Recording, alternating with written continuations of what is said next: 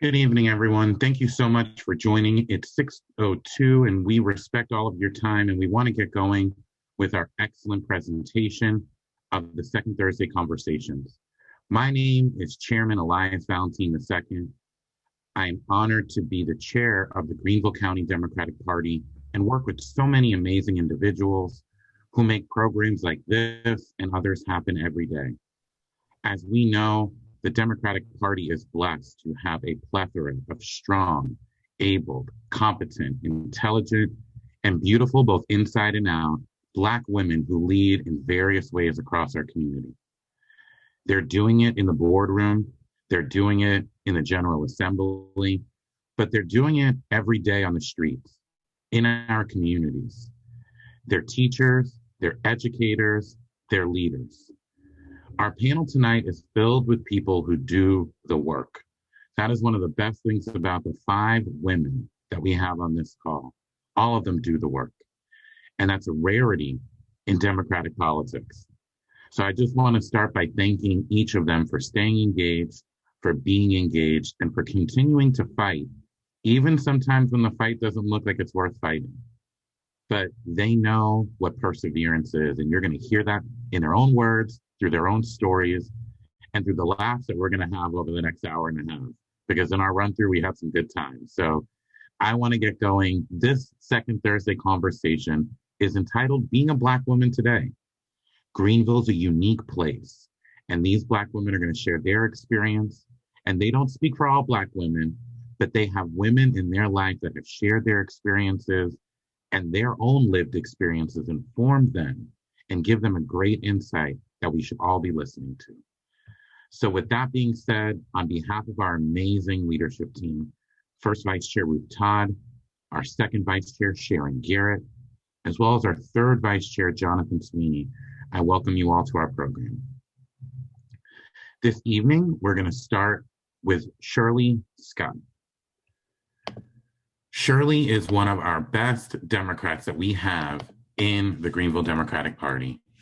Shirley is a former first vice chairwoman of the Greenville County Democratic Party and has continued to serve in numerous roles around the community, leading and showing her God-given gifts and talents to lead a life of purpose and fulfillment. Born in Anderson, currently residing in Greenville, she's the sister of Isaac and the mother of Jonathan, and she's known affectionately as Nana to Mason Oliver Sweeney. She's a 1979 graduate of Forest College of Business School, a 1985 graduate of the Phyllis Wheatley Leadership Development Program. In 2009, she's a graduate of the Certificate in Christian Counseling from Bob Jones University, as well as in 2010, a certificate in personal life coaching from Light University. She's an executive support specialist at BMW Manufacturing Company with over 25 years of experience. In the community, she's a founding member of the Greenville County section of the National Council of Negro Women, known to all of us well as NCNW. She's on the executive committee of the Political Action Committee of the Greenville branch of the NAACP, a great volunteer with the Democratic Women, Moms Demand Action, and of course, our Greenville Democratic Party. One of the things that I appreciate most about Shirley is the way that she lives her life. Her life motto is, if I can help someone as I pass along, then my living is not in vain. Thank you so much, Shirley, for your leadership, for you being an amazing mom and a Jonathan, which is a blessing to us, and just for your appreciation for the work that it takes. So thank you so much, Ms. Shirley. We're so glad to have you. We have so many other great panelists, and I'm so excited to introduce them today. Ebony Sullivan is the CEO of Cassie Electric. Ebony comes from a long line of women leadership, as her mom was one of the first female and Black female electricians in the upstate of South Carolina. Ebony's experience in the community is vast, but the relationships that she makes are what makes Ebony a hallmark in our community. A previous member of the Chamber of Commerce, Ebony worked to build bridges, giving folks access and introducing folks to the Chamber of Commerce that might not have had access or an affinity to work with a powerful business group in our area. Ebony is committed to leading in her everyday life as a mom, as a business owner, but also in all of the volunteer efforts that she sets forth. She's a proud graduate of Emerge, South Carolina, or about to be a proud graduate of Emerge, South Carolina, excuse me. And she is someone that we look forward to continuing to lead in Greenville, South Carolina. Ebony, we're so excited to have you, and we're so excited for you to join this panel today. Our next panelist is Whitney Wright. Whitney Wright comes from a strong professional background as a leader, manager, and HR professional in the upstate of South Carolina, but across the country as well. She works with multinational companies, but also helps small businesses with the processes of making work and life happen. Whitney has challenged the status quo by being a young, forceful female, a woman of color and a Black woman proudly stepping up in areas where folks don't usually see young women of color leading. Whitney is no stranger to the Democratic Party. She's our former second vice chairwoman under the administration of Kate Franch, and proudly and beautifully runs our Democrat Care program, which is our arm to our community service. Whitney leads with grace and integrity and has vast experience working on campaigns, leading communications efforts. We're so excited that Whitney is joining us today, and know that Whitney will be a name we'll be mentioning for years to come in the Greenville community. Our next panelist is Dr. Shaniece Criss. Dr. Shaniece Criss is a health science faculty member at Furman University. As a founding member of the Big Data for Health Equity Research Collaborative, she works with the university researchers from across the United States to investigate how societal issues impact our health. Dr. Criss is also a proud elected official on Travelers Rest City Council, serving in a nonpartisan effort, but leading with integrity and leading with passion on numerous boards, including Prisma Health, the South Carolina Hospital Association, Public Education Partners, Greenville Women Giving, and Together Women Rise. Most recently, she started serving as the Health Committee co-chair on the Racial Equity and Economic Mobility Commission, also known as REAM, Commission in the Community. Dr. Criss earned her undergraduate degree from Oglethorpe University, her master's of public health from Emory University in Georgia, her master's of public administration from the Harvard Kennedy School of Government, and her doctorate from the Harvard T.H. Chan School of Public Health. As a public health practitioner, Dr. Criss served as producer and host for a national television show for the Ministry of Health in Guyana during her Peace Corps service. She also held positions at ICF International, the Centers for Disease Control, and CNN. Dr. Criss leads that amazing body, a very functioning body on Travelers Rest, and she brings such a welcoming spirit and a spirit of cooperation. We're so excited that she's a public health official, but also that she's a leader in the Travelers Rest community. Thank you, Dr. Criss, for joining us today. Last, but certainly not least, is my dear friend, Stacey Mars. Stacey is someone that is a jack of all trades. When Stacey came to the Democratic Party, she was someone that brought an attitude that was willing to serve. Everything that Stacey puts her hand to is a success. Stacey's always been interested in government and how it impacts people's lives. She would talk about it with her friends and do her civic duty of voting, but never engaged beyond that process until she got involved with then Senator and now Vice President Kamala Harris's presidential campaign. She started as a phone bank captain, working with some of the best volunteers we have in the GCDP and educating people on the importance of voting, getting engaged in the primary, but more specifically, Senator Harris's policies and issues. After the presidential primary, she came more deeply involved with the GCDP as our volunteer coordinator since January 2020. As the volunteer coordinator, she assisted people who are looking to get engaged, looking to give their time, and looking to promote the democratic value. Throughout the 2020 election, a record number of people signed up to work to phone bank, text, send out postcards, drop literature on Canvas. She directed volunteers to various campaigns and cut her teeth on some of our great 2020 campaigns as well. Stacey is someone who has a heart for service, has a brilliant mind to understand policy, but more importantly, has the compassion to touch people on a meaningful level. Stacey always brings her genuine smile, positive energy, and ability to roll up her sleeves to any task she takes. We're so excited to have Stacey on this panel, as well as the rest of the panelists. Y'all, I can go on for their bios for days because they are incredible, but we're here to hear them talk. So with that being said, I'm going to get this program rolling. Again, ladies, thank you so much for being here, and we're going to get going. So I'm going to start the first question off with Dr. Criss. Thank you so much. Your role in academia as a Black woman has shown you a very unique perspective into the way students learn and how they incorporate that learning into their lived experience. Talk about your role and your professional life as a Black woman, not only as a public servant, but also as a member of a higher education staff.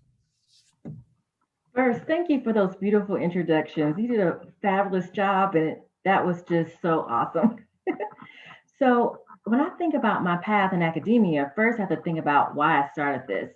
So when I was in middle and high school, I used to always see news reports talking about health disparities, that health outcomes for Black people are always worse than other groups.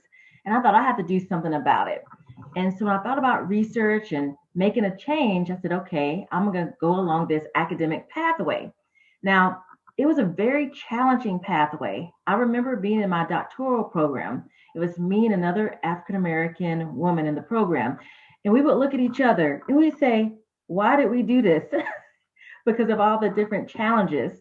But thank goodness we could also be there to support each other. Another big support was that my husband was there supporting me. And this month we're celebrating 17 years of marriage. But during that process, it was definitely rough, but we got through it. And when I think about academia and doing work, like when you work at a university as a professor, most of those degrees are associated with a doctoral degree. Well, in the US, there's 2% of people with that degree, and it's 7% of that 2% that represents Black people. So with that context, every time that I walk into the room, I make sure that I bring my entire self, all the beautiful aspects of my identity in the room, which includes my race.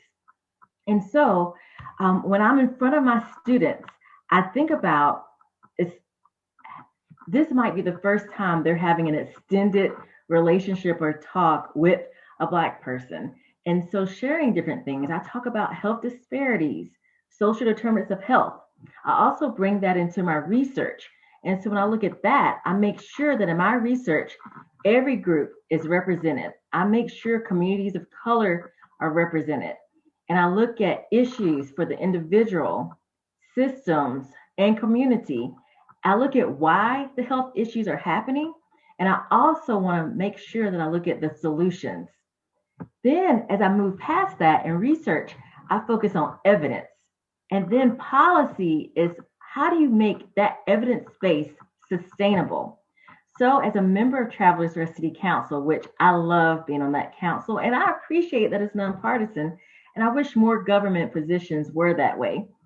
So when I'm representing Travelers Rest City Council, I get to bring in my lens, my multiple lenses of public health, also dealing with making sure that everybody's represented. And I'm the first African-American woman elected to that body. And so these are the important decisions that we make about budget. That is so important because we decide where the money goes.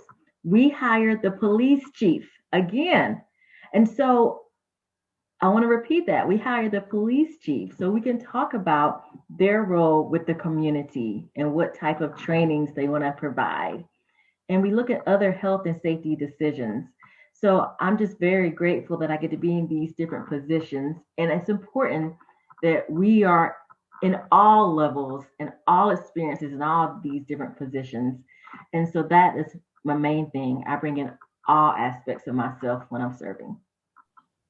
What a great answer, Dr. Criss. And I really love how you highlighted one of those nuanced things that people take for granted. Like you just said, hiring the police chief.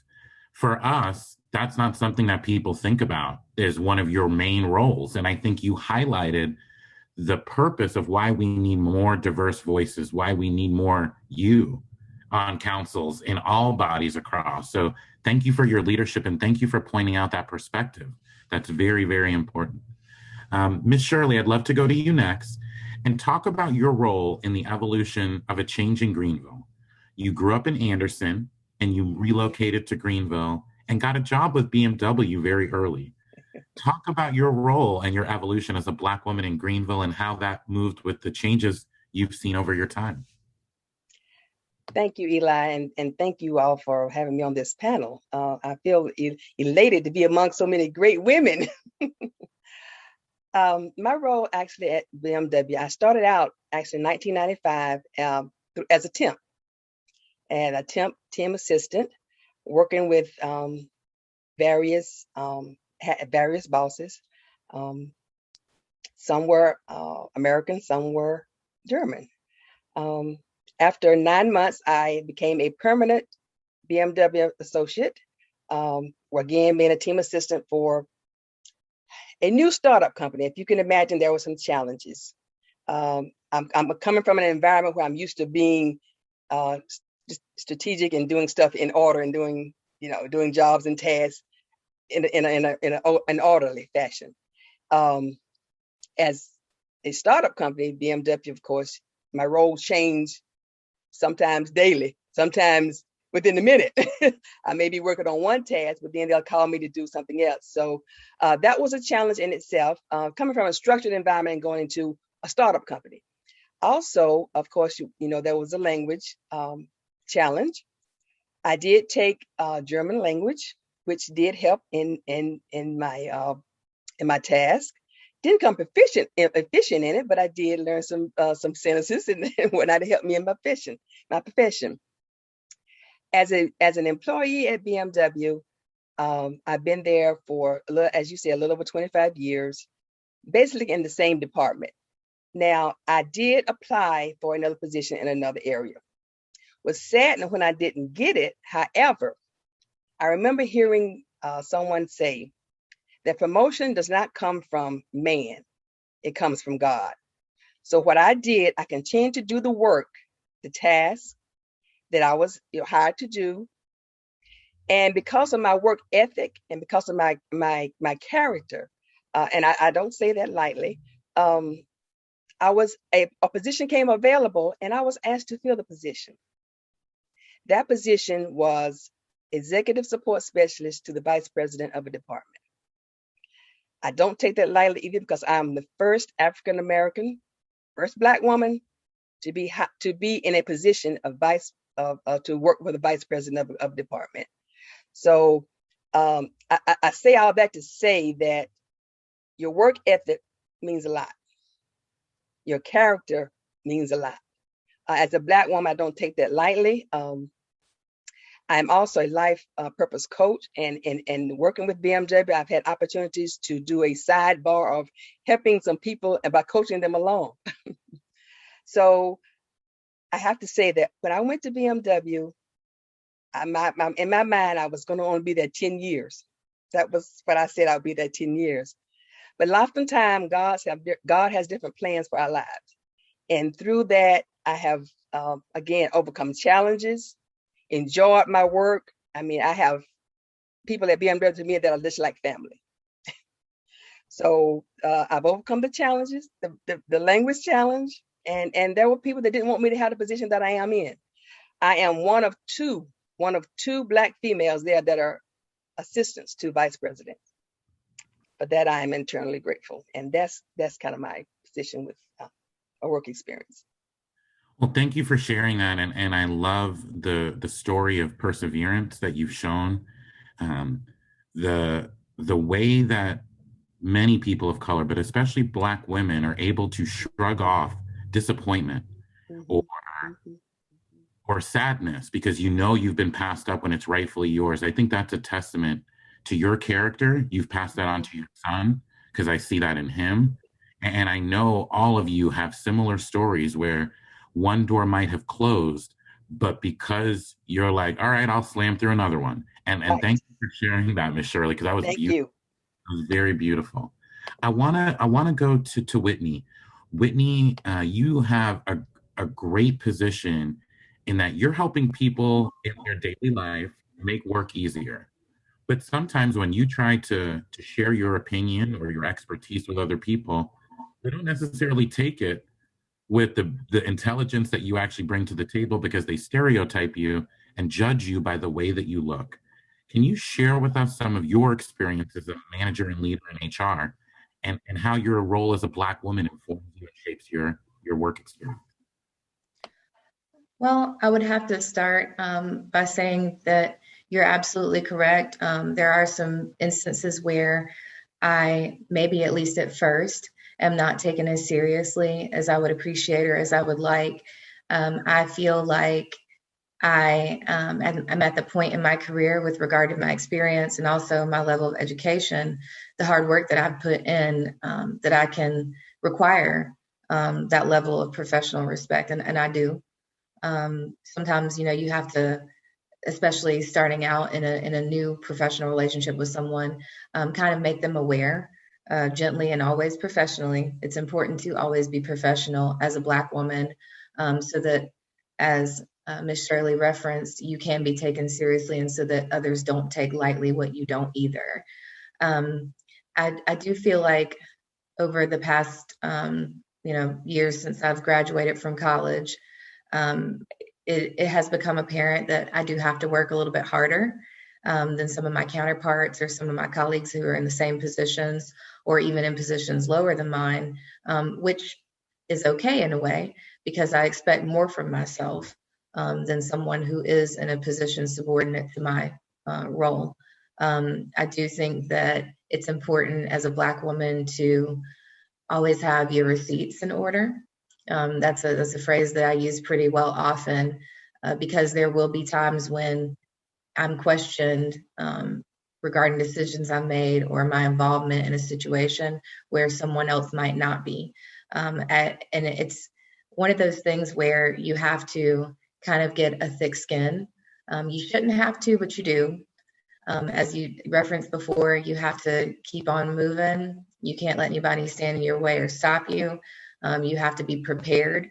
And I think in living up to those expectations for myself, I have kind of come to understand that, no one's going to do this for me, and that's actually okay. I'm a very intrinsically motivated person of my own accord. I strive for excellence in everything that I do and everything that I commit to. That's just me as a person, so it works out. And just being optimistic. You have to be happy. You have to look for humor in situations, that are sometimes not the most pleasant. One of the things that I actually like privately take delight in is when, I'm right about something, or, my plan was the plan that we went with, especially if someone has questioned that to begin with. Of course, there's a professional level of decorum that you have to maintain, but it's always fantastic to go home, and giggle about it in the car the whole way home, or while you are cooking dinner and you're talking to your mom or your sister, guess what happened today? So there's ways to still remain fulfilled. There's ways to still strive for excellence in your accomplishments. I think that it sometimes takes a little bit longer for Black women to achieve the levels of accomplishments that they would like to reach. But a lot of times the struggle is well worth it in the end. You have something to be proud of. And you can, honestly say that it was all your hard work, all your preparation, all your expertise that got you there. It's not a win that should be taken lightly. It's a real win. It's better in some cases than some other people's.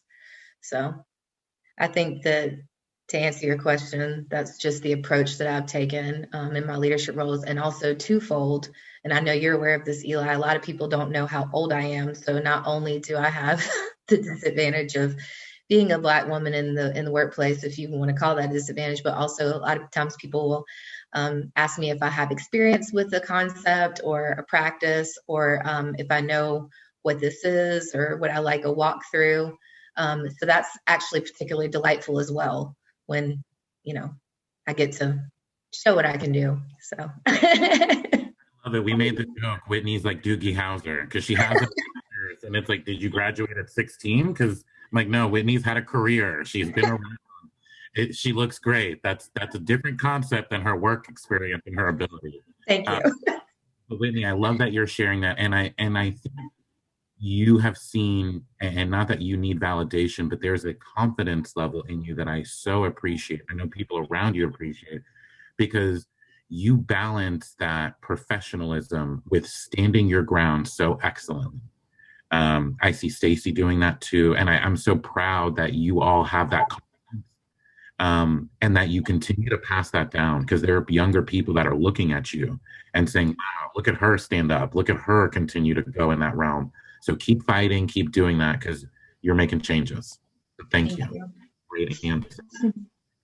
Stacey, I know representation matters, and the way you and I became closer was through our affinity and our love for then Senator Kamala Harris. So talk to me about how that representation affected you and how that drew you into politics and the roles that you serve in now. Yeah, absolutely. Thanks for having me tonight, Eli. I first noticed then Senator Harris after she was elected in 2016. She had the opportunity to question a few people, Bill Barr and Jeff Sessions. And I was amazed at just how laser focused she was and how she could just pin them down on certain things. And in my mind, I was like, she's somebody to watch, right? Coming in as the only African-American woman senator, and how she carried herself and how well she just represented us. it made me take notice. So when she decided to run for office, she came to Greenville several times, run for the presidency. She came to Greenville several times, and I had the opportunity to see her and listen to her talk about her life story, her policies, the plans that she had put out.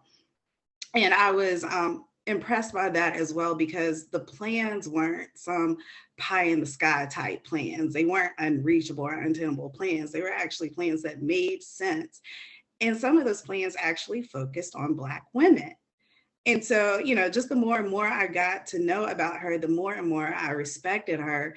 And in 2016, once we found out that the former occupant had won, I made a promise to myself that I would get involved. And so with her running, I said, okay, you've got to make good on this promise, Stacey. So I signed up and I met with a gentleman by the name of Paul Merlot after I stood him up the first time. And I was able to really get involved on Senator Harris's campaign. And like you said, I served as a phone bank captain. And it was a really great experience. And then being part of that, I got to know you, Eli, and become a part of the GCDP as the volunteer coordinator. So I have Senator Harris really, and you and Paul really to thank for introducing me to this side of politics. Well, thank you for that, Stacey. And I know Paul was very influential in bringing you on board. And I know he would say the same thing. We can only open the door, Stacey, if your determination and your hard work and your commitment that barge through that. Thank you for the compliment, but you deserve, because a lot of people come and they leave, but you've been consistent and you've really shown yourself to be very consistent. So we appreciate you, and I can't wait to see what you do next, because I know hopefully I live in a district where I can vote for you. That's that would be great. On that one. I want to move next to Ebony. And Ebony, your life and role as a Black female CEO informs a lot of the way that you continue to interact with the community to for the betterment of our community. Talk about some of the experiences you've had and what your journey as a small business owner has been like as a Black woman in Greenville. Hi, good evening. Thank you guys for having me. That's a really loaded question, but I'm going to try and simplify it. So I didn't really have, I didn't jump out of bed and become the CEO. I really had a very non-traditional start, and I was a teenage mom. I had to drop out of college and come home and work. Didn't really have any aspirations for or understanding of a career and what that meant. I was really just trying to survive, just like I needed a job. I needed to be able to take care of my child. And along the way, as I matured and grew, I stumbled, as Miss Shirley said, like God just opens up doors for you that you couldn't open up for yourself. And I stumbled into jobs that were preparing me for my future role. And I had no idea at the time. I was just really making relationships with people, right? I was just exactly like what Miss Shirley said, making sure that people knew who I was, I knew who they were. And I showed up every day, not because I just needed a paycheck, because I wanted to learn and because I really wanted to advance myself and further my life for my kids, right? It really had nothing to do with me. I was just wanting something different for my children. And so in that journey, it landed me to the chamber, where I made a ton of great relationships. I did a lot of great work. I just learned so much about what was going on. And so when my mom was talking about retirement for her business and she not really knowing what that looked like, it was kind of like, well, this is not really what I want to do, Lord. But if this is what you're telling me I have to do, then okay. And my mom was very much resistant to it. She was like, I don't know about giving you all my information and you being all up in my business, but let's see where this is going to take us. And so after she really started to have some thoughts about really, like, I employ people. If I close the doors, these people no longer have jobs. Right. When that registered and she realized what a staple and pillar in the community that she was, I think it resonated with her, like, oh, we need an action plan for succession. And so I came into our family business. And I have a different story because of those relationships that I made, right? But one story that is consistent is that we do have a long way to go in our community when it comes to minority business and supporting them. We do have a very short seat at the table, if we're at the table. And most of the times we're barging our way in, right? And sometimes even as a woman, we're at the table and we're really not at the table because there's nobody else there with us that's clapping for us and rooting us on. I think it was during the Obama administration, many of you heard, there was one woman there, and every time she was like saying something, nobody heard her. But then when more women came to the table, when she spoke, they agreed, they nod.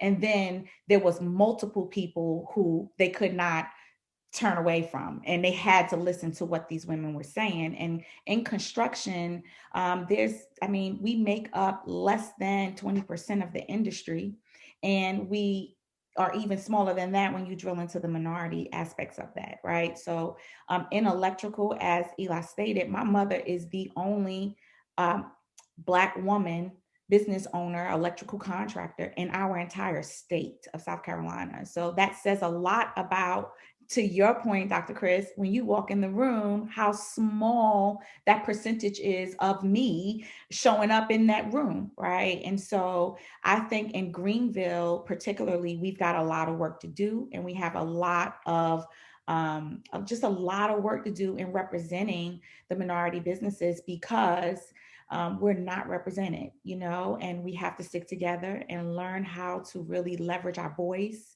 and show them that, we are a force to be reckoned with and we're not going anywhere. And you're going to either let me in or I'm going to kick the door in, right? Like it's one or the other. So that's kind of my take on Greenville and the community and being a minority business owner. I love what you said about they can't ignore multiple people. And I think that's the strength that we talked about before this call started on having that caucus, having that organization, having that coalition of women and men that are getting together surrounding the issues that matter to Black women and championing those issues. And it doesn't just have to be women. I believe women should be leading that, because look at who we have leading it. We can't have better examples in our community. But we do need to have men in support that are behind acknowledging this is the time where we need to continue to uplift and bring more women at seats at the table. And we also need to step back as men and say, we've had a good run and look at sometimes how things are going. So maybe we can try something else and see if the outcome changes. You're right, Eli, and then I'll let you move on. But I'll say this: I had a conversation with my mentor, and he's a white male, and we were talking about me being a Black woman in construction and how there's multiple layers of me that I have to get past before I can even present my project bid, etc. And he said something to me, and I've been repeating this. He said, Ebony, I just want you to know this. I talk to my wife the same way that I talk to God, and I asked them to put it in big, bold letters, because that's kind of how I need for you to talk to me. He said, so I'm going to just say it to you. I'm not that smart. Just tell me, right? Like, just tell me what you need. And I think that we have to own that opportunity to tell people what we need, not to water it down, not to sugarcoat it. Let's not compliment sandwich this ask. Let's just be very direct about what we need and we want this community to do for us. Excellent. I love that. I want to go to Shirley and talk about the Greenville County Democratic Party. And Shirley, you served under Eric Rabin as the first vice chairwoman. Mm-hmm. Talk about some of the changes from your days training at Phyllis Wheatley, seeing another member of your family serve in the party so diligently. Talk about that evolution of the county party. Okay, just a quick reflect back. I was a graduate of it was a former leadership development program that was held at Phyllis Wheatley. And that is where I got my enhanced my leadership skills. Let me say that, because it was already in me. It just had to be enhanced. And of course, in that program, they showed the politics side of Greenville as well as other things. But that kind of got me involved in politics, learning about city council, learning about county council.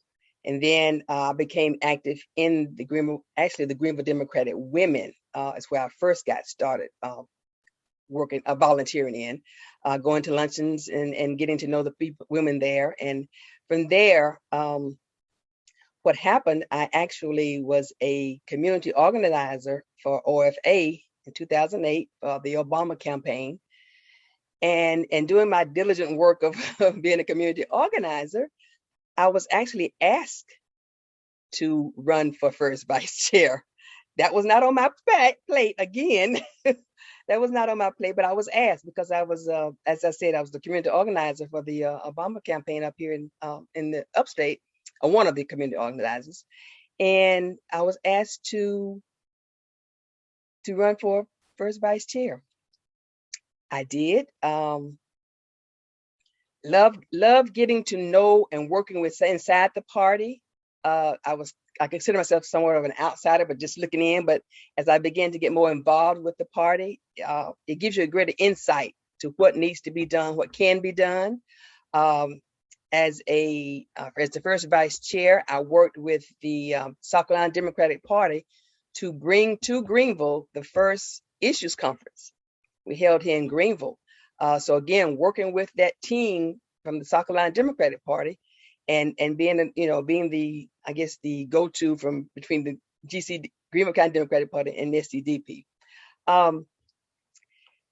I, along with my son Jonathan, both were volunteers for OFA, and that was a fun experience, and it was so pleasing to me to see him be so involved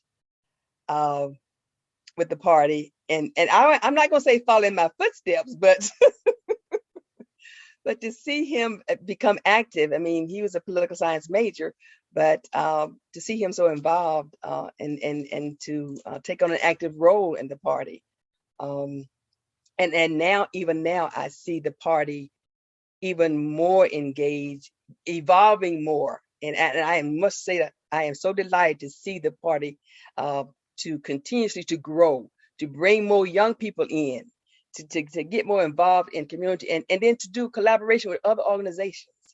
I've always seen that as a catalyst to how things grow and how organizations thrive when there's a collaboration. So I'm happy to see the Greenville County Democratic Party moving along as it is, and I continue to be a volunteer. Thank you. And thank you. And as Stacey put it, and you've paved the way. You taught me something new on this call. I did not know you were responsible, because that is awesome. We've had multiple issues conference since that first time, but it takes the first one to kick it off to say, oh, Greenville's okay. Mm-hmm. So amazing. Thank you for that. I did not know that. And it's also so cool to get to work with your son in that capacity. For then Senator, now former President Obama, to be able to, share your passion and your role as an organizer. I think that's so beautiful. And the one last thing before I jump on, I want to make sure that our party makes people like you who are doing the work not feel like an outsider. Because there's a lot of times, Ms. Shirley, where we as an establishment group try to be so prim and proper that we forget the people that are actually doing the work in the community. So keep me honest, keep our team honest, that we're the group that folks like you feel welcome, feel included, and make sure that you're the folks that we continue to promote. That was excellent. So I just say one more thing, Eli. I'm sorry. So I hope to be the campaign manager for Jonathan's campaign one of these days. Jonathan, she put you on the spot, so I like that. I second. I think that's manifestation. Speaking it into existence. Yes, I like it. Love it. Well, thank you, Miss Shirley, for that. Ebony, you look at the world in such a beautiful and unique way, because you understand the systems in our society and how our systems are often set up to prevent our progress and the success of communities of color. Talk about a little bit, I know we started talking about this last time, talk a little bit about your thoughts on that and how this interplays with the work you do in the community. It's so cool that we're talking about this, because something really weird happened just last week that I'll share with you guys. My husband and I were driving down Malden Road, and we saw what looked like a little short lady on the side of the road who wasn't paying attention to her two little children who seemed to be drifting off in the street as we were approaching the red light. And so me just being a mom, I'm rolling my window down like, hey, lady, your kids are wandering away. And as I rolled the window down, I noticed that was a kid as well. And so there was no parents there. And I just jumped, like the car's rolling, and I just jump out my car, and another lady pulls into the gas station, and we like just rush to these children, only to look around and see there's nobody here with these kids. And so I go inside the gas station to talk to the attendant there to see if he had seen anything, if anybody knew what was going on. The children, the oldest child appeared to be about in the 5th grade, and he was disabled and did not have communication skills where I could even get any kind of information from him about who his parents were or how to get in contact with them. He did have a little tag on his book bag, but the gentleman in the store said he knew nothing. Someone had came by, bought some chips for the kids. I guess that was their way of feeling obligated to do something, but they left these kids wandering in the parking lot. So after a whole little mishap with the police, they finally arrived. I had saw a tag on the book bag with the teacher's email address. And so I emailed the teacher, letting her know, hey, I've contacted the police. They're going to take these kids. I don't know what's going on or what will happen. I just want somebody in their family to know what's happening, right? And so later that day, I got an email back from the teacher. She thanked me for the email. She told me she had just given the little boy that book bag that Friday. So she was glad that he had it with him, and that the police had contacted her and they had returned the kids to their mother. And I share that story with you because it transitions us right into these systems, right? These systems here that are not working well, and they're not working well on the behalf of the people who are living in poverty. They're not working well for people who think that they have have gone beyond the poverty. And that if you're brown and you're living kind of in this community, these systems are really designed for you to fail. And they happen on every level and in every conversation that I have, whether it's in healthcare, it's in policing, it's in education. We see it over and over again. I mean, from me being involved with PTA and being the only brown mom on our PTA, that these kids could see an example of a mom that had the opportunity to be there with those children, but also see a system that was failing them because they were being labeled and clumped up into places that were putting them as these bad misfit children, when really all they wanted was somebody that looked like them to show up and kind of give them a little love, right? Like, let's just eat this frozen pizza together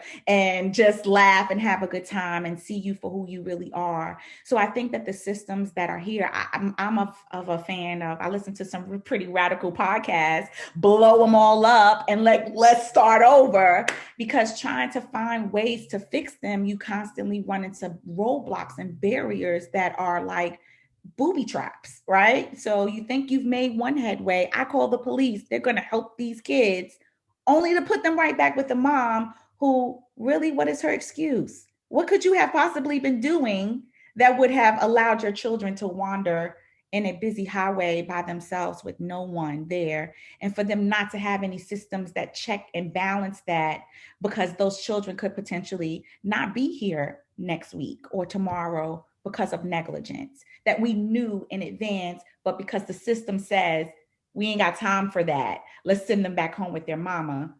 Here we are. So I think our systems are broken tremendously. I think they need a lot of overhaul and in all areas. And business, of course, as I speak of, it's just as broken. Ebony, talk a little bit about, thank you for that answer. And I love how clear you are on that. Talk a little bit about, and I'm going to use an analogy that I probably will get some grief from, but I often think Maxine Waters' Be Confrontational gets taken out of context. Right. I want you to talk about, and you shared with me an example, confronting the system. When you went and talked to the PTA about actually being a PTA for working moms, can you talk about that and how sometimes it does take boldness to confront that system for things to change? Oh, not sometimes, all the time. All the time, you have to be loud and proud and not be ashamed about what you need. Back to what we talked about. Just tell me what you need. I wanted to be involved with my kids, but they were hosting PTA meetings in the middle of the day, early in the morning. I have to go to work. So how can you say that there's no parents that want to be involved, but you're not giving me that opportunity? So I said to them, how can I be involved when you're not having meetings when I can participate? We work, I'm happy that you're a stay-at-home mom and you can be with your child, but I'm not. I want to be with mine too. And I want to participate and I want to know how we can do that. And here's the caveat to that. They changed the meetings, but here's your responsibility. You got to show up. Right? Like, you can't ask for these things and say, you're not looking out for my best interest. And then when they make those adjustments for you, you don't show up. I had to show up, not only show up, I had to participate. I needed to be in leadership. I needed to let them know that what I asked of them, that I was willing to walk into as well. So you have to not only ask for it, but you need to show up after they've made adjustments for you to be there and do your part as well. No, that's an excellent example. I really appreciate when you shared that. It has stuck with me since, and I love the way that you approach it to make sure that you're an advocate in all levels.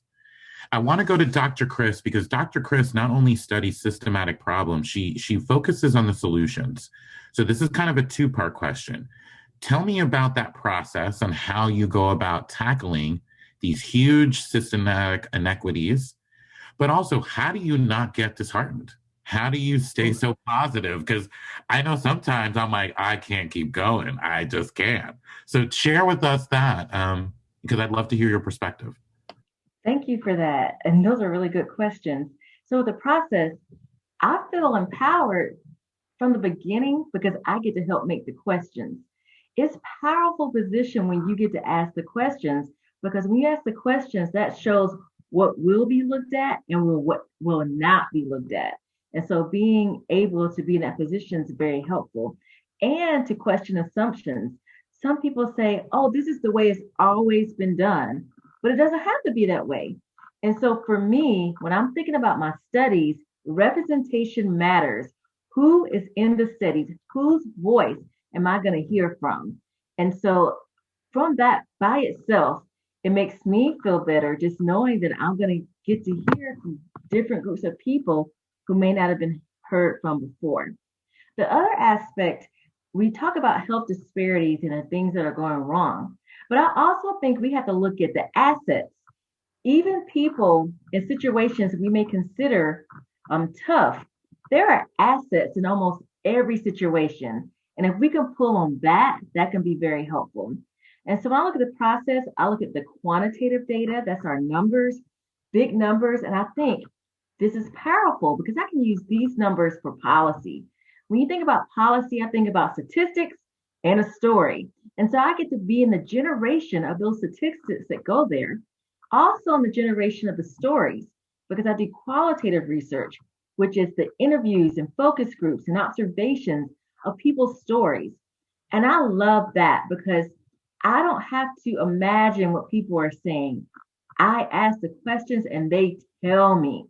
And so I can amplify all the different voices and opinions. And I feel so blessed to be in that position because I get to hear about all sorts of experiences that I wouldn't have had the chance to do.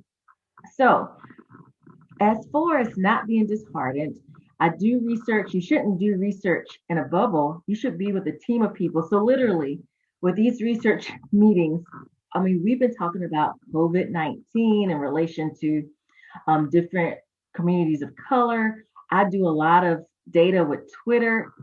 Don't get us started on Twitter, but there's a lot of disheartening things on Twitter and representing what people are really feeling and what they're willing to put in a public sphere.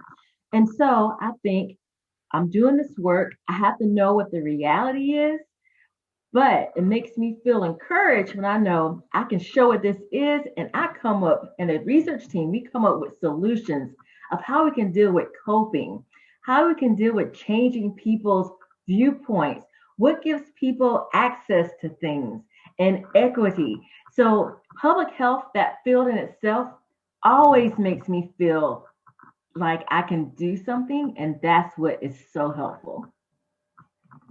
What a beautiful answer. And I love the fact, I just want to shout you out. Every interaction I've had and every time you talk to people about you, they frequently comment how solution-minded you are, Dr. Criss. And I think that's such a beautiful gift to have because so many people see problems, call them out, and then expect them to change. But you're always driving for solutions for all people, for all communities. So I just want to shout you out and give you, because you do hear that from everyone that interacts with you. Thank you. You're very welcome. Whitney, you have been someone that has been in the community and understands the importance of a community presence. As a Black woman, was that something that was passed on to you and your family? And now you run the Democrats Care program, which is our huge arm in the community. Why is that important to you? Why is that something that stayed with you in your life?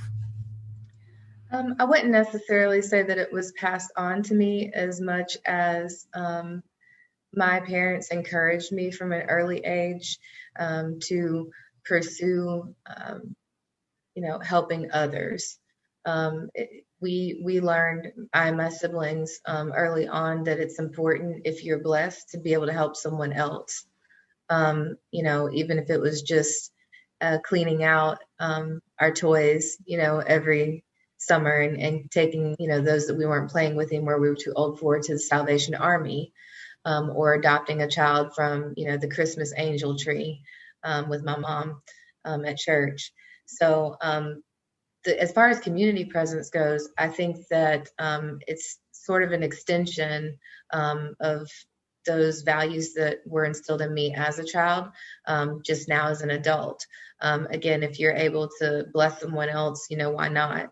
I think that there's a level of importance as far as being present in your community, especially for Black women. Firstly, because our youth, they need to see people who look like them, who are out here doing what it is that they may want to do, and essentially whatever they want to do, but making the community a better place at the same time. They need to see how they can develop into a person who is also a blessing, and who is out here to uplift other people who need that. Another benefit really to being in the community is, as Ebony touched on before, the network that you build. Obviously, that can be of personal benefit to you, but when you are making yourself available in the community for causes that will make life better for someone else, you oftentimes become privy to information that the average person may not receive. And so I have been really diligent in making sure that I pass that information along to someone else so that it can help them too, especially being that I came from education. Actually, before I started in human resources, I did a career switch. But even as I've continued in HR, into HR, I have been able to bless other people with information on community resources, not necessarily that I need, but as you work with someone, and human resources is customer service in a lot of ways. You find opportunities to help the employees that you assist every day and you interact with all the time. So I think it's important to be present in your community, if at all possible, because why not? Why wouldn't you live, at least in part, to make where you live a better place? Actually had someone ask me last week why I stayed here and why I didn't just leave and go somewhere that was more blue and more progressive. And my answer was, in two parts. I said, firstly, if I am people like me who want to not only see the change, but be the change and take the steps that are required to make the change happen, leave, then where would this community be? So that was my first part of the answer. But secondly, I told him, I was like, this is my home. I'm not going to be run out. I'm going to stay and do the work that's required to make this a better place for everybody and not just for a select few. I love that answer, Whitney. Thank you for that. And I think you definitely echoed what Dr. Criss said. You guys are hearing anecdotal information from people, the actual people that the policies are affecting. It's not this pie in the sky abstract idea. You're like, no, this affects me at my kitchen table, or this affects me with healthcare access, with my lack of transportation. So thank you for that thoughtful response, but also for being in the community and not doing it for an ego purposes, because I know that that's a driving factor in politics. People always, what am I going to get out of it? And you don't see that from you. So thank you. Well, thank you for welcoming me and receiving me. I appreciate it. Absolutely. And Stacey, you have a significant role with Emerge South Carolina right now, which is one of the premier training organizations in the state. But you're not just looking to run, you're actually putting in the work to help get people elected. So talk a little bit about your experiences on campaigns, what that's been like as a Black woman, and what you hope to see with campaign operatives that look like you going forward. Oh, absolutely. Before I answer that question, I do want to just kind of shout out Whitney and the Democrats Care. I had the opportunity to volunteer with her for Meals on Wheels, and watching her pull that all together and interacting with the staff. That was great, Whitney. I know it took a lot of work, so thank you for what you do on that. But as far as your question, when I first started with Senator Harris's campaign, or I'll say Vice President from now on, I didn't do it with the intent of continuing in politics. I was just, I wanted to volunteer for her. And so once I did that and I got involved, and I saw just how much change was needed and that there weren't very many Black women working in campaigns. We all know Simone Sanders and, the women like that, but there were few and far between. And so I had the opportunity after she bowed out of the presidential primary to work on a few local campaigns in different capacities, as a strategist on one, as a volunteer coordinator on a couple others. And now I'm actually working with JC and Associates as their field director for Councillor Fleming's campaign. And one thing that I noticed is that people pay attention to the federal elections, but they don't pay attention to the local elections. And the local elections are just as important as the federal elections. And we don't have a lot of people of color on these councils and on these boards and the municipalities. So my focus right now is really kind of getting those people elected, and working on those campaigns in any capacity that I can be. And like I said, there aren't a lot of women like me. Fortunately, I get to work with Whitney on a daily basis. So, there are two of us in this fight. And so, like I said, the local elections are really my focus right now, educating people on that, getting voters registered and making sure that they know that their day-to-day activities are really decided by the city council, by the county council, and that they need to be paying attention to who are on those councils. The school board, we had this whole fight for a year in the pandemic about wearing face masks to school, or if kids were going to be in school, or if they were going to be virtual, and I think a lot of that was from miscommunication from the school board, because we don't have the right people on the school board. We have this fight about gentrification in the city of Greenville. Do we have the right people on city council? Are they making the right decisions? Are they allowing developers to gentrify these historically Black neighborhoods? Are they allowing this commercial creep to happen and kicking out all of these people who have called the city of Greenville home? Do we have the right people on those boards and on those councils? And so as a Black woman, my main goal right now is just making sure that we get the right people elected.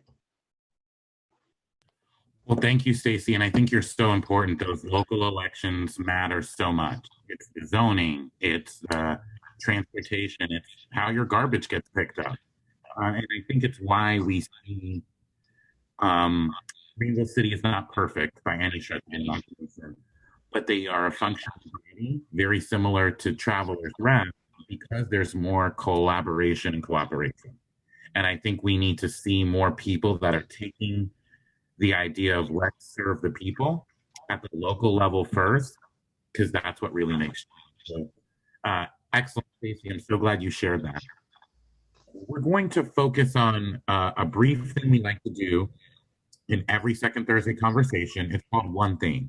So I'm going to ask each panelist a question, the same question, and have them share a little bit about one thing they would like to see change, or they'd like folks to know about the experience of being a Black woman today in Greenville. So I'd like to start with Ebony, and then we'll move through the rest of the group.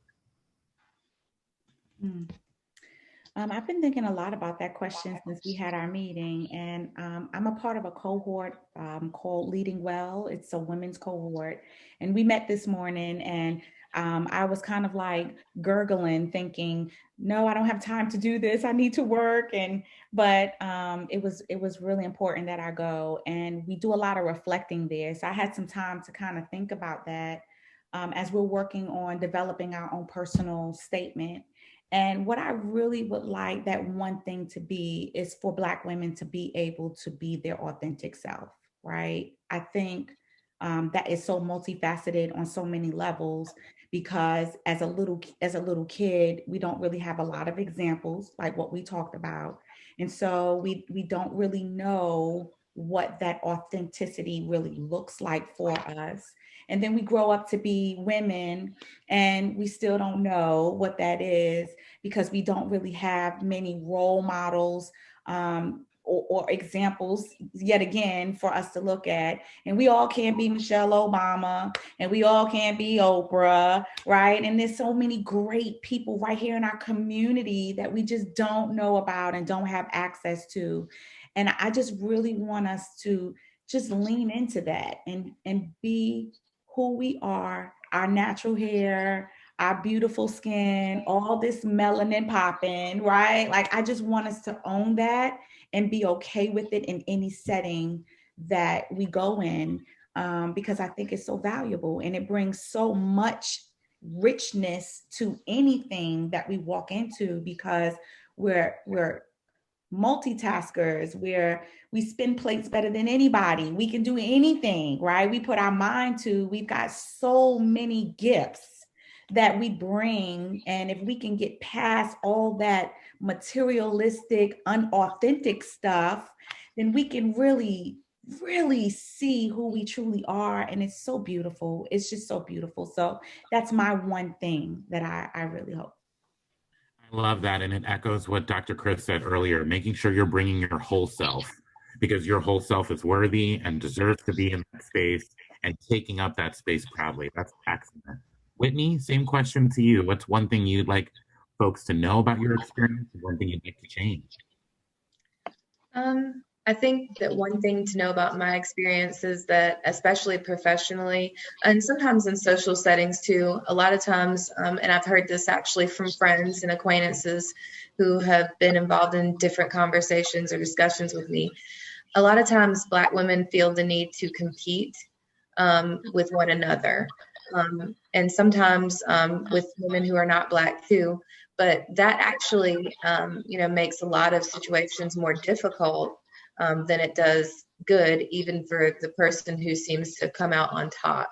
I would like to see change in that we more assist each other and share information with each other and uplift each other and support each other and encourage each other than competing.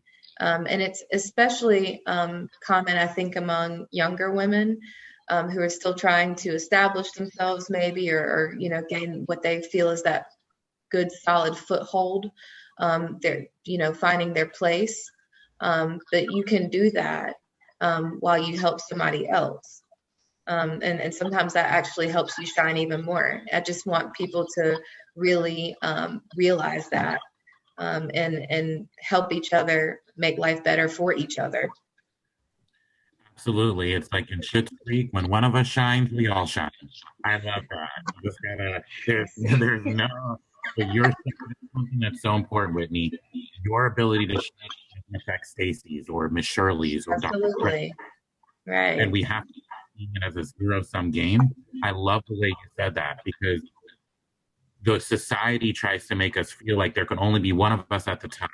But you all are recreating a table where there's multiple seats for Black women to lead. So beautiful Absolutely. answer. Thank you. Thank you. Stacey, can I go to you next?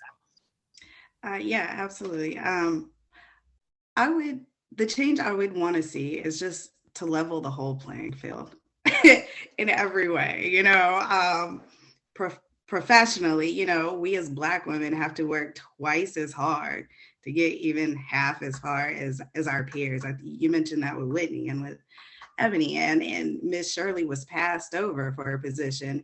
And so it would be nice to say, for us to be able to not have to work so doggone hard all the time just to prove that we are just as capable as our peers. We shouldn't have to have 2 or 3 extra degrees just to get on the same level as someone else. On top of that, we're women, so that means we don't get paid as much as men, right? We only get paid 60 cents on the dollar. Please give me my money, And so just to see the level field playing professionally, but also personally in some ways as well. We go out, we go shopping or whatever. As Black women, somebody might look at us like we're weird, or if we're talking a certain way, then we're looked at as unprofessional or uneducated. So just to have those stereotypes stripped away and to be able to be on the same playing field, level playing field as everyone else. That's the change I would like to see. Thank you, Stacey. That is an excellent answer. I really appreciate you sharing that. Miss Shirley, can I go to you next? Yes, thank you. I'm just so full. I am really enjoying this. One thing I would like to share, and then just listening to everyone, is that my sentiments are somewhat the same. I would hope that we as African American women, Black women, would understand our purpose, understand who you are. Then there will be no need to be in competition with anybody. If you understand who you are, walking in your own purpose, and we can have the same ideas, same thing, but as long as you're walking in your purpose, your walk may be different than my walk. So if women, African American women, could understand who they are and walk in that purpose, begin to be a mentor. Well, let me change that. We have to have mentorship, meaning more than one person as a mentor, but mentorship. And then if we can do that, hear what you all have been saying, ladies, it is just, I mean, my heart is full. And if we could just carry that throughout Greenville, throughout the upstate, wouldn't that be a magnificent, just a wonderful place to be? Thank Living you. on purpose. I love that. That is so beautiful. And I love that your heart is full because you're making us feel the same way. I know we're all just loving on you and loving you being a part of this panel. Dr. Criss, I want to end this segment with you, and then I want to just talk about some of the topics y'all just highlighted, like mentorship, like Ms. Shirley just highlighted. Thank you so much. This has been absolutely extraordinary. So the thing that I would like to encourage us is to cherish our joy, because I feel that joy and self-care, hear me with this self-care, can be a revolutionary act in itself when we are able to make sure we have what we need to bring our best selves and to be refreshed and be ready, as Ms. Shirley said, to fulfill our purpose. And so I want us to have joy in making changes in our systems. And I want us to have joy in sharing with other people how to navigate these systems. And I really want us to have joy in being ourselves. Thank you. That's such a great answer.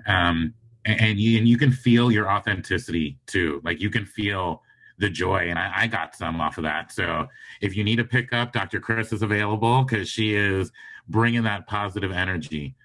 I want to open this up to you all so that you all can talk about anything you care to talk about. But some of the topics I know we talked about in our run through were the mentorship process, how to identify mentors. We talked about both male and female mentors. But if anyone wants to jump in on how we can develop a network of Black female leadership and a mentorship program, and then talk a little bit about how you all balance family life as Black women.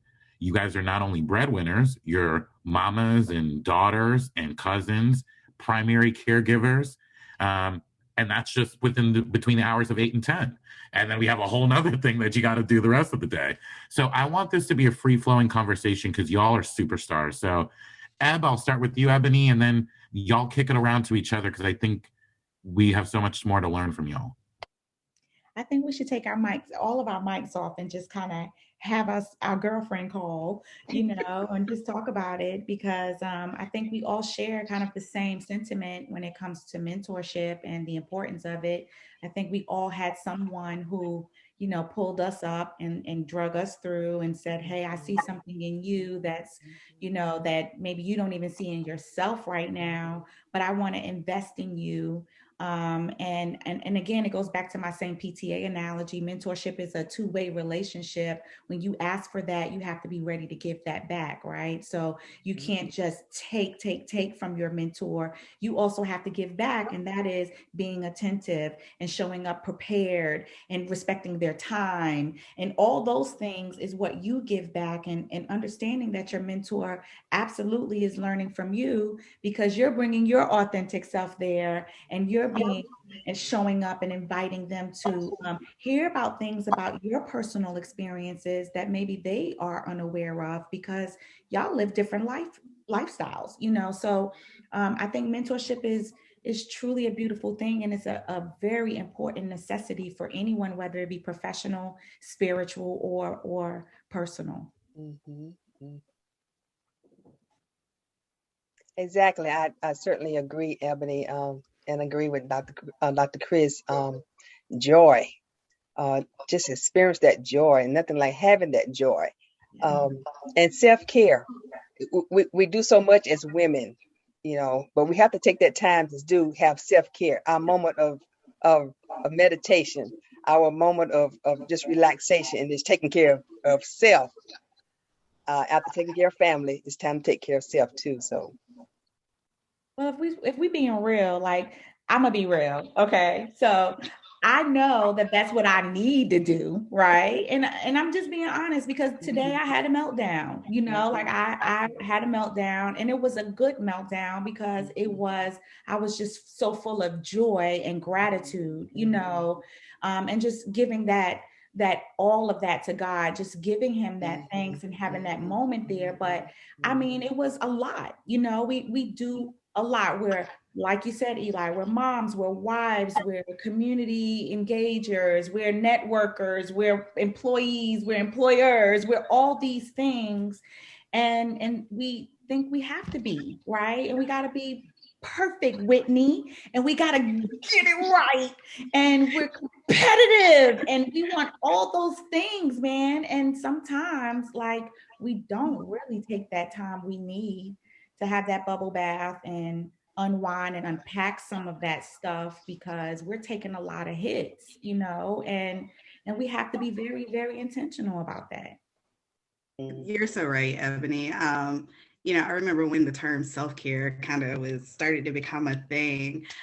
We were all like, we got to take a whole day, and it's got to be a spa thing, or it's got to be a girls trip somewhere. It was one of those things. And then as it evolved, we kind of learned, no, it doesn't have to be like that, And so, really, we did. We're like, we're going to go shopping and all sorts of stuff. But, I've found that for me, my self-care kind of begins early in the morning, getting my mind right for the day, So I get up early and I have that coffee and I just kind of chill with myself and get my mind right. I'm not really a morning person. So, I got to get myself together. So having, just finding the ways throughout every day, really, to take care of yourself and not waiting until you get to that point of, I'm stressed out. The next person that comes at me, I'm going to cuss them out. Don't get to that point. Don't allow that to happen. Take that time every day. And if it's at the end of the day, to just say, okay, I'm going to chill, be alone with myself, get myself together, Yeah. Oh, go ahead, Whitney, go ahead. I'm sorry. Go ahead, Ms. Shirley. May I suggest just penciling that in on the agenda? That's a task on the agenda. If I have just a task on it, if I just have to just walk away. Yes, right. You're exactly right. I actually, some of my colleagues over the years have laughed at me because I do not typically miss my break. And my hour for lunch a lot of times, and I'm honest with people. I'm a pretty well transparent person. Somebody will say, well, you take your hour, and I'm like, yeah, and I'll tell them sometimes I don't even eat during that hour. I just don't want to be here because I can't talk right. I need my hour. I need my hour to step out of the building. I need my hour to just think about something that's not work and not here and not you. Exactly. I have learned about myself that I'm the type person who tries to take on a lot of projects, and typically that goes well for me. But I've reached my breaking point at times where I can tell that I have, because I get sick. Usually I will get physically ill, and it's because I have kind of run myself down, and I don't do that anymore. Once I started, kind of noticing that pattern and being able to identify what that feels like when I'm headed that direction, I began to really make sure that I started saying no sometimes, that I'm not available, or I can't help to, a certain extent. I can help up to a point, but not, with the implementation of an entire project. And I think that it's important when you're looking for a mentor, to Eli's earlier point, that you do give of yourself as you're supposed to in that give and take relationship, so that you get everything you're supposed to be getting out of that too. And they don't feel like they're wasting their time, like Ebony said.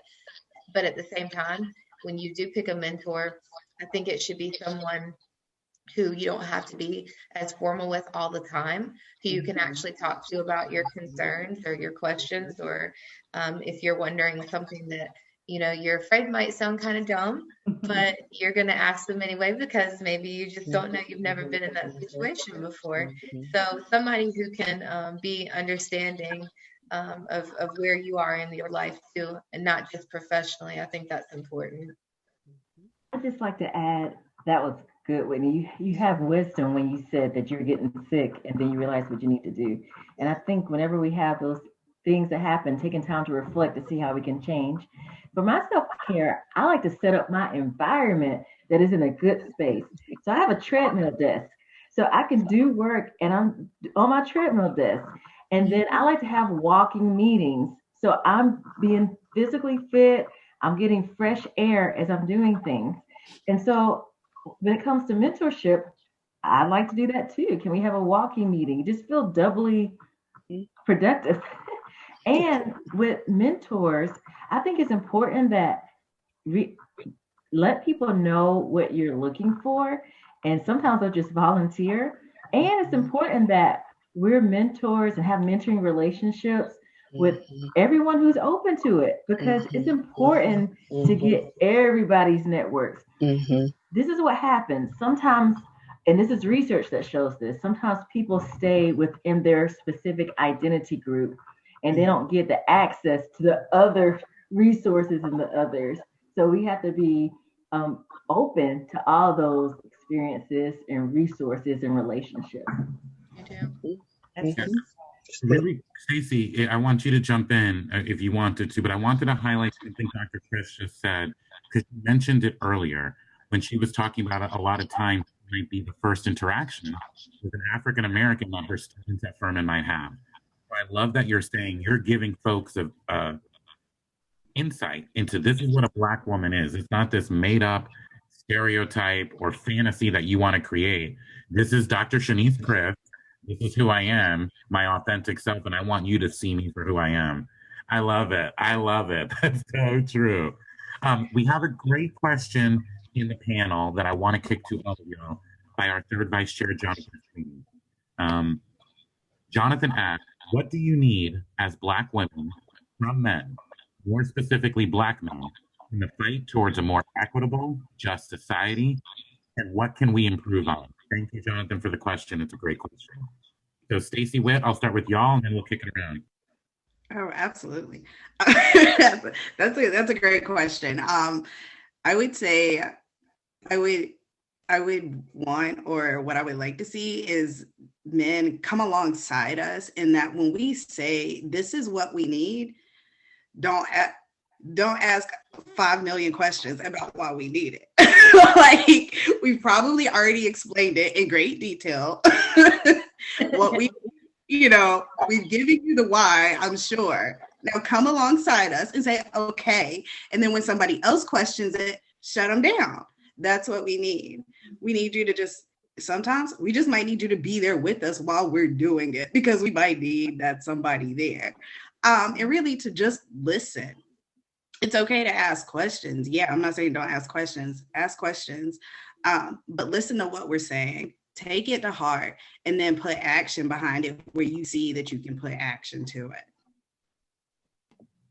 Whitney, great answer, Stacey. Thank you. Yes, I do agree with Stacey. I think that it's also important for Black men to tout us, celebrate our accomplishments the way that they would their friends, their boys, and recommend us and suggest us and throw our names out into the ring. Don't only think about your male counterparts. Don't only think about someone who's not a Black woman. I think that it's really important for us to show our support for each other, because a lot of times when you're in a situation where someone better than the other person does that you're talking to about this third person, they're going to listen to their opinion of you, especially if they respect you. So using those positions to support us and offer us opportunities when we deserve them, I think is very important. I love it, Whitney. Advocate. So you're really looking for Black men to continue to step up as advocates for Black women. That's a great response. Ms. Shirley, can I go to you? Do you want me to answer as a mother or as a Black woman? What would I will defer to your wisdom, ma'am. Whatever you decide is going to be right. Oh, we'll be very professional. Okay. I was thinking about that question when I saw it in the chat. When there are meetings that mostly men are supposedly the leaders or the I guess the leaders in the meeting, invite women to the meeting. Invite Black women to the meeting. Let them have a say. So when you know there's something going on that Black women can have an input in, and as far as helping making decisions, invite the women to the meeting. Let women have a seat at the table too with you when you know there's something at the meeting that Black women can have input in. So that's something they can improve on. I mean, a lot of times I know there's meetings and I would love to see more women on boards and commissions too. But yeah, but invite the Black women to the meeting. Let them have a say so. I love that. Ebony, can I go to you next? Well, they've pretty much taken everything right now. I would say, because I am very much both sides of the coin on all things, I feel like we have to ask of things from men, but we also have to receive them as women. And we sometimes have a hard time with that. So I do say that as a Black woman, I need for men to stand beside me, walk along with me, encourage, throw my name in the hat, advocate, and all those things, and not make it about them in the process. But then I also need for us Black women, when they are doing those things for us, understand that they are our allies and that we don't have to push them to the side once we got there and say, I'm here now, I don't need you anymore, because we still need them to be there with us along that way. So that's kind of how I see that. I appreciate that perspective, Ebony. Thank you. Dr. Criss? I thought people gave wonderful feedback. I would just like to expand it. I think regardless, all races and ethnicities, we need to support each other. And I'll make sure we widen the table. And as Shirley Chisholm said, if there's not room at the table, bring a chair. And when I bring a chair, now don't look at me funny, okay? Just say, you're here. Because I'm always listening. And I'm always bringing a chair. So just go ahead and welcome me. I love it. I love it. And I really love the fact that, as you can see, there's so much positive energy, so much positive momentum that we have in Greenville with our excellent leadership of Black women. Greenville is not known. People don't call Greenville, South Carolina and say, that's the place where Black women are leading. So why not put us on the map? We have Representative Chandra Dillard, one of the best in these states. What a better icon, what a better role model for us to all strive for. But we also have people like Stacey Mars and Dr. Shaniece Criss and Whitney Wright and Shirley Scott and Ebony Sullivan, who are just as talented as Representative Dillard, and they're going to reach the same heights that Representative Dillard has. I hope all of us on this call heard, and more importantly, are going to put into action great examples and advice that these women gave us, because they gave us tangible ways to support their efforts, to encourage their efforts, and to continue to see Black women lead. There's a hashtag I love called Win with Black Women. When Black women step up, we win. The community wins. Our families, society wins. I just want to thank our amazing, amazing panelists. I can talk to them for days. Y'all, this isn't over. We're following up. And I want you all to get behind the Black Women's Caucus that we're going to start here as a Greenville chapter, because as you can see, the future is bright. Amazing, amazing start. So again, thank you, Dr. Criss, for all that you do, and continue to serve admirably on, and thank you for being a force of nature on that Furman campus. Ebony, you are a dear person. I'm so excited to get to know more. We know the sky is the limit. Whitney, I can't thank you enough for the friendship and the leadership you show. Stacey, you're going to be going there. Just remember me when. Just remember me when, man. And Miss Shirley, I have so much love for you. Just the beauty that you bring from a spiritual perspective, the nurturing that you give us all, and the gift of Jonathan. And I know motherhood is something special in Black women, but you really made something special. And Jonathan, I'm bragging on you now, in Jonathan, and that's to do with you, ma'am. So thank you all. Thank you to our amazing team, Laura Haight, again. And we are so blessed to have these women as a part of our team. Thank you for attending, and I hope you all have a wonderful evening.